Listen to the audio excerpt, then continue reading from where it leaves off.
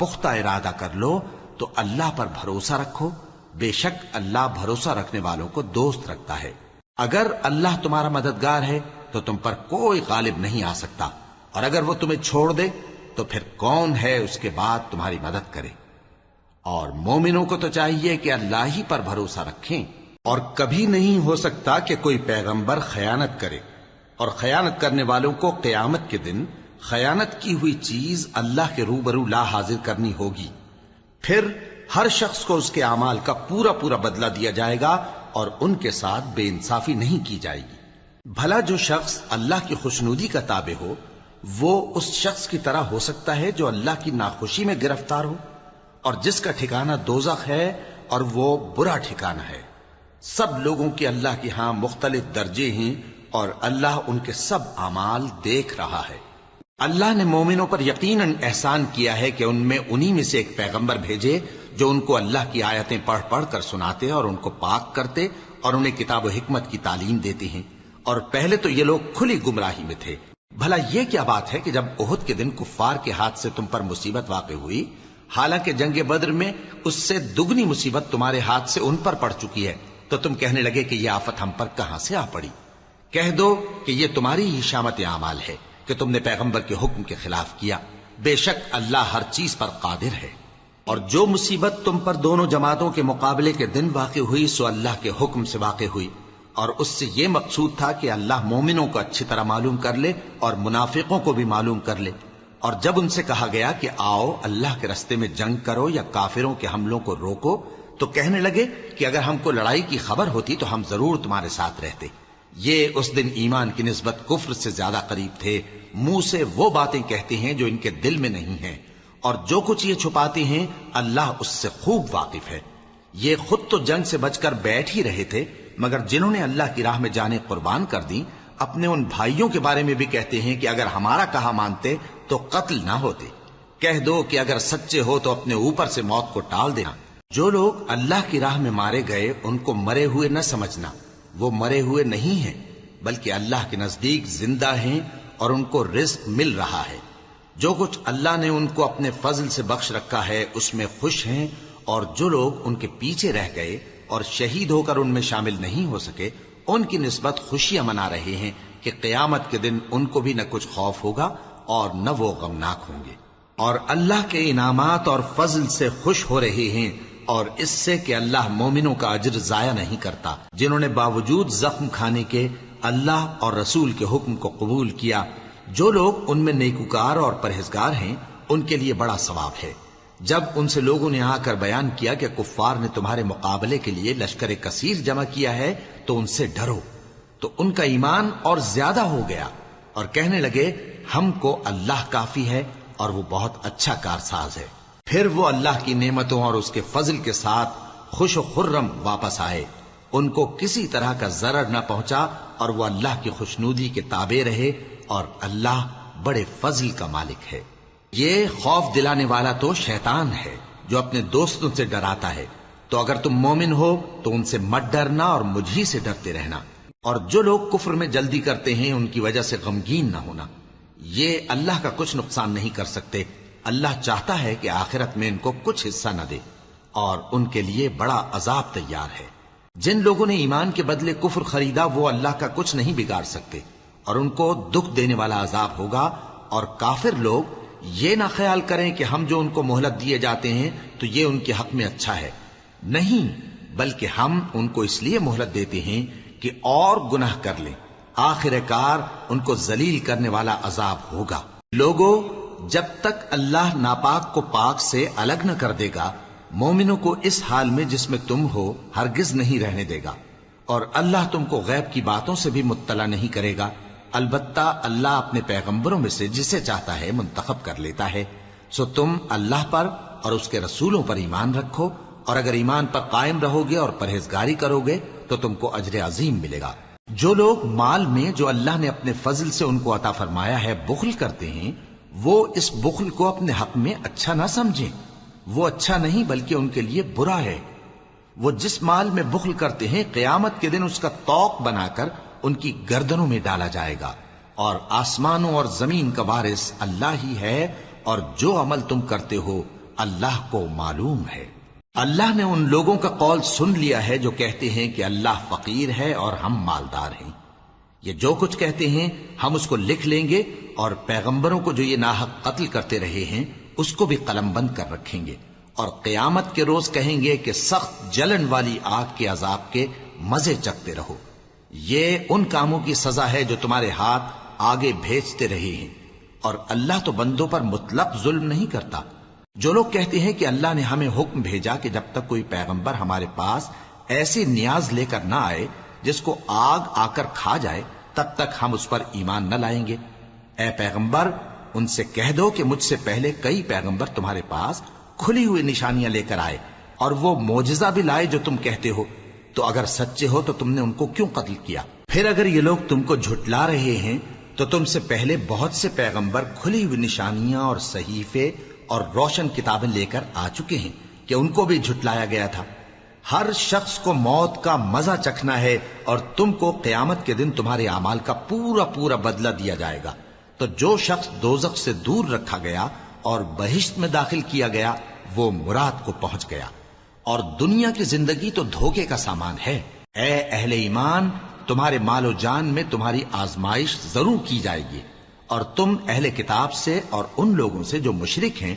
بہت سی ایذا کی باتیں سنو گے، تو اگر صبر اور پرہیزگاری کرتے رہو گے تو یہ بڑی ہمت کے کام ہیں۔ اور جب اللہ نے ان لوگوں سے جن کو کتاب عنایت کی گئی تھی اقرار لیا کہ اس میں جو کچھ لکھا ہے اسے لوگوں سے صاف صاف بیان کرتے رہنا اور اس کی کسی بات کو نہ چھپانا، تو انہوں نے اس کو پس پشت پھینک دیا اور اس کے بدلے تھوڑی سی قیمت حاصل کی۔ یہ جو کچھ حاصل کرتے ہیں برا ہے۔ جو لوگ اپنے کیے ہوئے کاموں سے خوش ہوتے ہیں اور وہ کام جو کرتے نہیں ان کے لیے چاہتے ہیں کہ ان کی تعریف کی جائے، ان کی نسبت خیال نہ کرنا کہ وہ عذاب سے چھٹکارا پائیں گے، اور انہیں درد دینے والا عذاب ہوگا۔ اور آسمانوں اور زمین کی بادشاہی اللہ ہی کو ہے، اور اللہ ہر چیز پر قادر ہے۔ بے شک آسمانوں اور زمین کی پیدائش اور رات اور دن کے بدل بدل کر آنے جانے میں عقل والوں کے لیے نشانیاں ہیں، جو کھڑے اور بیٹھے اور لیٹے ہر حال میں اللہ کو یاد کرتے اور آسمان اور زمین کی پیدائش میں غور کرتے اور کہتے ہیں کہ اے پروردگار، تو نے اس کائنات کو بے فائدہ نہیں پیدا کیا، تو پاک ہے، تو قیامت کے دن ہمیں دوزخ کے عذاب سے بچائیو۔ اے پروردگار، جس کو تو نے دوزخ میں ڈالا اسے رسوا کیا، اور ظالموں کا کوئی مددگار نہیں ہوگا۔ اے پروردگار، ہم نے ایک پکارنے والے کو سنا کہ ایمان کے لیے پکار رہا تھا کہ اپنے پروردگار پر ایمان لاؤ، تو ہم ایمان لے آئے۔ سو اے پروردگار، ہمارے گناہ معاف فرما اور ہماری برائیوں کو ہم سے دور کر دے، اور ہم کو دنیا سے نیک بندوں کے ساتھ اٹھائیو۔ اے پروردگار، تو نے جن جن چیزوں کے ہم سے اپنے پیغمبروں کے واسطے سے وعدے کیے ہیں وہ ہمیں عطا فرما، اور قیامت کے دن ہمیں رسوا نہ کیجیو۔ کچھ شک نہیں کہ تو خلاف وعدہ نہیں کرے گا۔ تو ان کے پروردگار نے ان کی دعا قبول کر لی اور فرمایا کہ میں کسی عمل کرنے والے کے عمل کو مرد ہو یا عورت ضائع نہیں کرتا۔ تم ایک دوسرے کے ہم جنس ہو، تو جو لوگ میرے لیے وطن چھوڑ گئے اور اپنے گھروں سے نکالے گئے اور ستائے گئے اور لڑے اور قتل کیے گئے،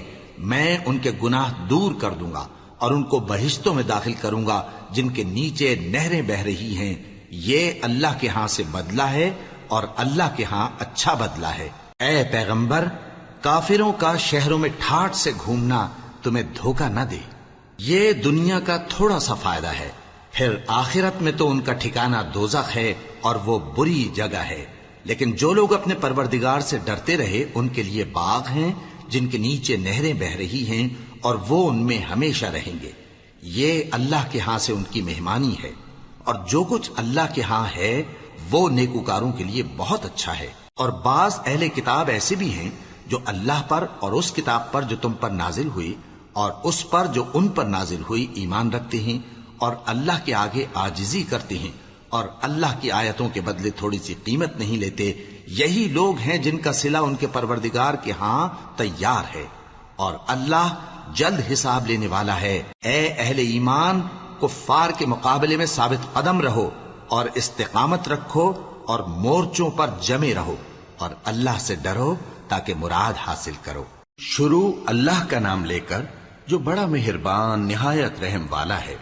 لوگو، اپنے پروردگار سے ڈرو جس نے تم کو ایک شخص سے پیدا کیا، یعنی اول اس سے اس کا جوڑا بنایا، پھر ان دونوں سے کثرت سے مرد و عورت پیدا کر کے روئے زمین پر پھیلا دیے، اور اللہ سے ڈرو جس کے واسطے سے تم ایک دوسرے سے حقوق کا مطالبہ کرتے ہو، اور قطع رحمی سے بچو، کچھ شک نہیں کہ اللہ تمہیں دیکھ رہا ہے، اور یتیموں کا مال جو تمہاری تحویل میں ہو ان کے حوالے کر دو، اور ان کے پاکیزہ اور عمدہ مال کو اپنے ناقص اور برے مال سے نہ بدلو، اور نہ ان کا مال اپنے مال میں ملا کر کھاؤ کہ یہ بڑا سخت گناہ ہے۔ اور اگر تم کو اس بات کا خوف ہو کہ یتیم لڑکیوں کے بارے میں انصاف نہ کر سکو گے تو ان کے سوا جو عورتیں تم کو پسند ہوں، 2 یا 3 یا 4 ان سے نکاح کر لو۔ اور اگر اس بات کا اندیشہ ہو کہ کئی عورتوں سے انصاف نہ کر سکو گے تو ایک ہی عورت سے نکاح کرو یا باندی سے تعلق رکھو جس کے تم مالک ہو، اس طرح تم بے انصافی سے بچ جاؤ گے۔ اور عورتوں کو ان کے مہر خوشی سے دے دیا کرو، ہاں اگر وہ اپنی خوشی سے اس میں سے کچھ تم کو چھوڑ دیں تو اسے مزے سے کھا لو۔ اور کم عقلوں کو ان کا مال جسے اللہ نے تم لوگوں کے لیے سبب معیشت بنایا ہے مت دو، ہاں اس میں سے ان کو کھلاتے اور پہناتے رہو اور ان سے معقول بات کہتے رہو، اور یتیموں کو بالغ ہونے تک کام کاج میں مصروف رکھو اور جانچتے رہو، پھر بالغ ہونے پر اگر ان میں عقل کی پختگی دیکھو تو ان کا مال ان کے حوالے کر دو، اور اس خوف سے کہ وہ بڑے ہو جائیں گے، یعنی بڑے ہو کر تم سے اپنا مال واپس لے لیں گے، اس کو فضول خرچی اور جلدی میں نہ اڑا دینا۔ اور جو شخص آسودہ حال ہو اس کو ایسے مال سے قطعی طور پر پرہیز رکھنا چاہیے، اور جو ضرورت مند ہو وہ مناسب طور پر یعنی بقدر خدمت کچھ لے لے، اور جب ان کا مال ان کے حوالے کرنے لگو تو گواہ کر لیا کرو، اور حقیقت میں تو اللہ ہی گواہ اور حساب لینے والا کافی ہے۔ جو مال ماں باپ اور رشتہ دار چھوڑ مریں، تھوڑا ہو یا بہت، اس میں مردوں کا بھی حصہ ہے اور عورتوں کا بھی، یہ حصے اللہ کے مقرر کیے ہوئے ہیں۔ اور جب میراث کی تقسیم کے وقت غیر وارث رشتہ دار اور یتیم اور نادار لوگ آ جائیں تو ان کو بھی اس میں سے کچھ دے دو اور ان سے معقول بات کہو۔ اور ایسے لوگوں کو ڈرنا چاہیے جو ایسی حالت میں ہوں کہ اپنے بعد ننھے بچے چھوڑ جائیں اور ان کو ان کی نسبت خوف ہو کہ ہمارے مرنے کے بعد ان بیچاروں کا کیا ہوگا، پس چاہیے کہ یہ لوگ اللہ سے ڈریں اور درست بات کہیں۔ جو لوگ یتیموں کا مال ناجائز طور پر کھاتے ہیں وہ اپنے پیٹ میں آگ بھرتے ہیں اور ضرور دوزخ میں ڈالے جائیں گے۔ اللہ تمہاری اولاد کے بارے میں تم کو ارشاد فرماتا ہے کہ ایک لڑکے کا حصہ 2 لڑکیوں کے حصے کے برابر ہے، اور اگر اولاد میت صرف لڑکیاں ہی ہوں یعنی 2 یا 2 سے زیادہ تو کل ترکے میں ان کا 2/3 ہے، اور اگر صرف ایک لڑکی ہو تو اس کا نصف ہے، اور میت کے ماں باپ کا یعنی دونوں میں سے ہر ایک کا ترکے میں 6واں حصہ ہے، بشرطے کہ میت کی اولاد ہو۔ اور اگر اولاد نہ ہو اور صرف ماں باپ ہی اس کے وارث ہوں تو 1/3 ماں کا حصہ ہے، اور اگر میت کے بھائی بھی ہوں تو ماں کا 6واں حصہ ہوگا۔ اور یہ تقسیم ترکہ میت کی وصیت کی تعمیل کے بعد جو اس نے کی ہو یا قرض کے ادا ہونے کے بعد جو اس کے ذمے ہو عمل میں آئے گی۔ تم کو معلوم نہیں کہ تمہارے باپ دادوں اور بیٹوں اور پوتوں میں سے فائدے کے لحاظ سے کون تم سے زیادہ قریب ہے۔ یہ حصے اللہ کے مقرر کیے ہوئے ہیں اور اللہ سب کچھ جاننے والا ہے، حکمت والا ہے۔ اور جو مال تمہاری بیویاں چھوڑ مریں اگر ان کی اولاد نہ ہو تو اس میں سے نصف تمہارا ہے، پھر اگر ان کی اولاد ہو تو ترکے میں تمہارا حصہ 1/4 ہے، لیکن یہ تقسیم وصیت کی تعمیل کے بعد جو انہوں نے کی ہو یا قرض کے ادا ہونے کے بعد جو ان کے ذمے ہو کی جائے گی۔ اور جو مال تم مرد چھوڑ مرو اگر تمہاری اولاد نہ ہو تو تمہاری بیویوں کا اس میں 1/4 حصہ ہے، پھر اگر تمہاری اولاد ہو تو ان کا 8واں حصہ ہے۔ یہ حصے تمہاری وصیت کی تعمیل کے بعد جو تم نے کی ہو اور ادائے قرض کے بعد تقسیم کیے جائیں گے۔ اور اگر ایسے مرد یا عورت کی میراث ہو جس کے نہ باپ ہو نہ بیٹا مگر اس کے بھائی یا بہن ہو تو ان میں سے ہر ایک کا 6واں حصہ ہے، اور اگر ایک سے زیادہ ہوں تو سب 1/3 میں شریک ہوں گے۔ یہ حصے بھی بعد ادائے وصیت و قرض بشرطے کہ ان سے میت نے کسی کا نقصان نہ کیا ہو تقسیم کیے جائیں گے۔ یہ اللہ کا فرمان ہے اور اللہ نہایت علم والا ہے، بردبار ہے۔ یہ تمام احکام اللہ کی حدیں ہیں، اور جو شخص اللہ اور اس کے پیغمبر کی فرما برداری کرے گا اللہ اس کو